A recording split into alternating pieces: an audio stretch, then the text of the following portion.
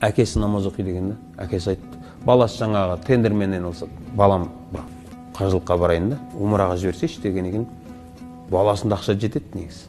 Айтты да, болды, көктемде жаңағы. Болды, жіберем әке депті да. Баласымен екеуміз сөйлесіп отырып қой, сонда баласы айтады, жаңағы калькуляторым істеп кетті дейді.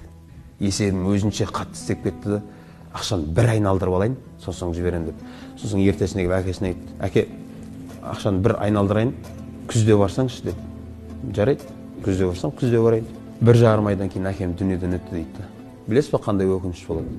Енді бұл саған өмір бойы жүйкеңді тоздыратын өкініш болады. Барам деп тұрған адамды, ақшаң жоқ болса басқа етті, барам деп тұрған адамды ақшаң болып тұрып жібере алмадың ғой.